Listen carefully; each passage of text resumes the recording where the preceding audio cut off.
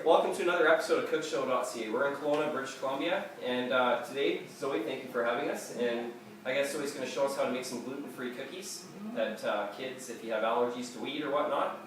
And why don't you just tell us a little bit about your bakery? I have a Sin Grano ancient grains bakery. I make exclusively gluten-free stuff, and today we're going to make chocolate chip cookies. Oh, I'm very excited, very excited. Okay, so we're going to get right to that and enjoy the show.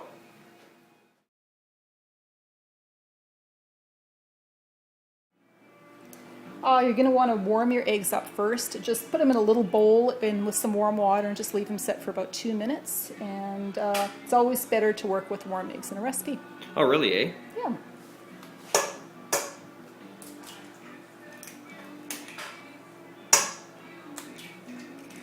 This is warm water. Use 2 tablespoons. We're going to use 1 tablespoon of vanilla.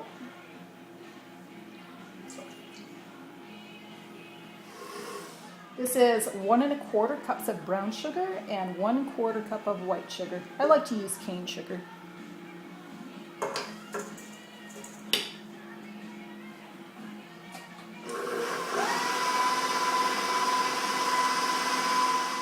This is 3/4 cup of olive oil.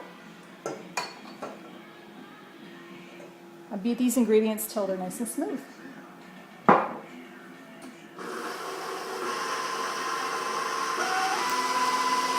So you can go as fast as you want? I better not go too fast or it's going to fly out of the bowl.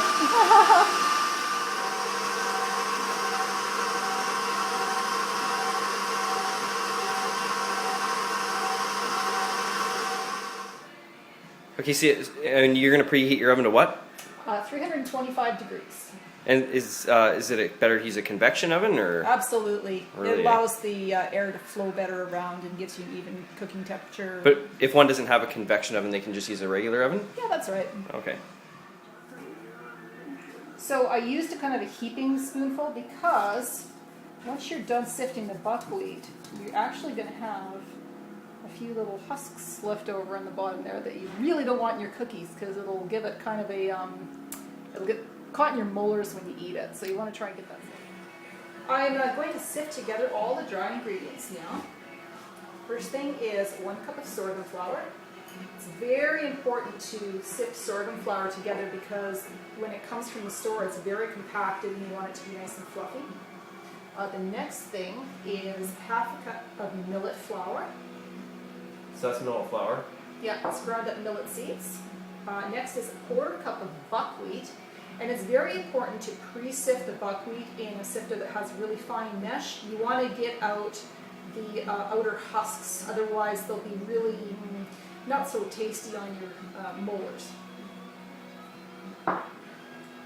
We have 1/4 cup of quinoa flour.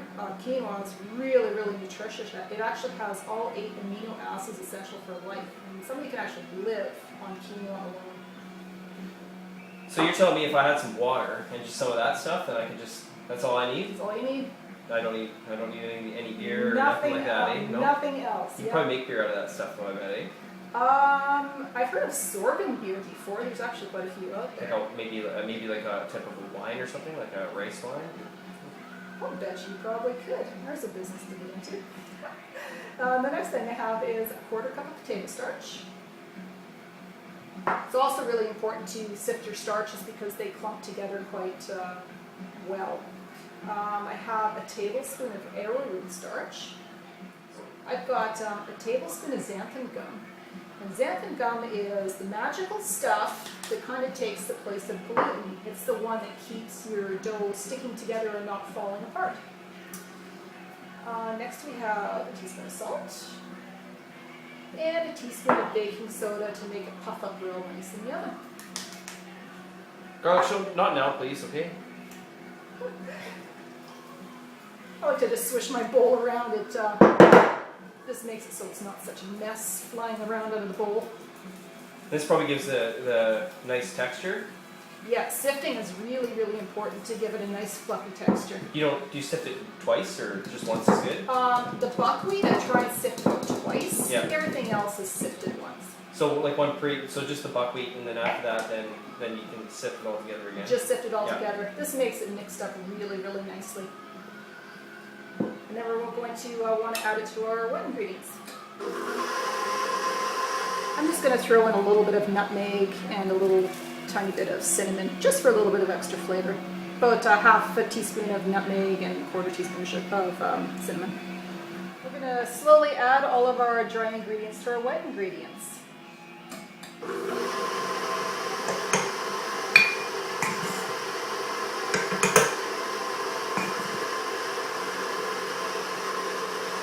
Hey, Garlic Show.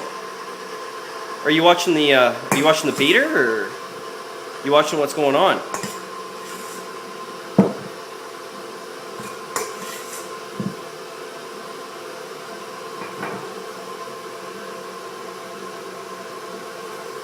We're going to scrape the sides of the bowl, and then we're going to beat it on high for about 2 minutes to really combine all this stuff together. Okay. Garlic Show, you need to settle down, please. Okay. So you're slowing it down. Now you put these chocolate chips in. Yeah, if I threw the chocolate chips in when it was going high speed, I have chocolate chips all over the kitchen. And these are a non-dairy chocolate chip, Yeah, my understanding? actually, yeah, they don't have any dairy products in them. They're actually available at your local food store. Wow. I like to use minis because they kind of get distributed a little bit better. So I'm using half a cup of those.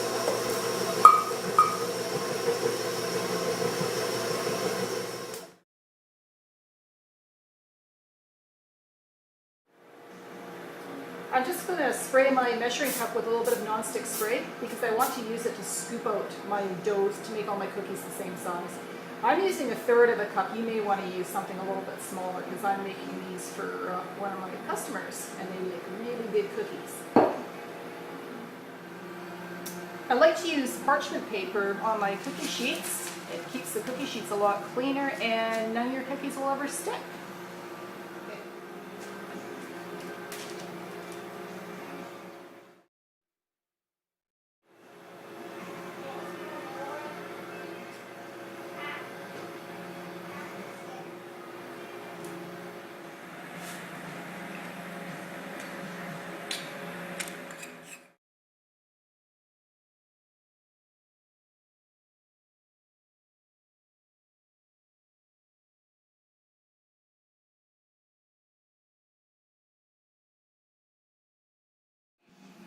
I just wanted to let you know something really important.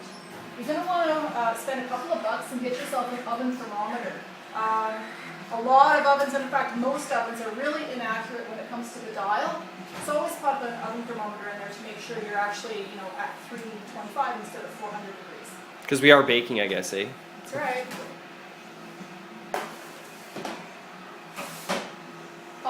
These ones here, I'm going to bake for 18 minutes.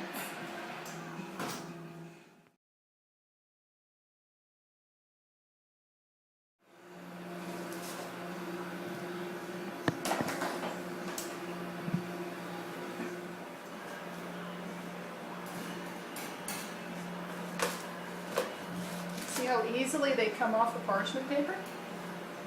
Yeah, I want some of that stuff. It's available in any grocery store right next to the wax paper. So, and they come in, what was that stuff coming in packs of 100? No, it's just a really long roll, like wax paper or tin foil. Same deal.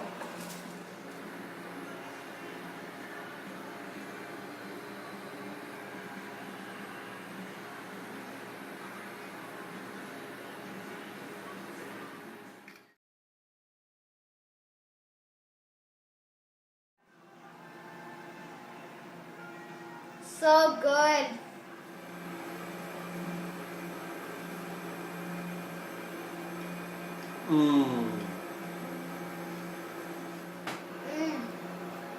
Too good to be true, but you know what? The thing about this is it's gluten-free, so it's really good for you. It has no like wheat or anything to make it fattening, so it's gluten-free. Visit their website online at www.singrano.com. My name's Scott. Thanks for watching.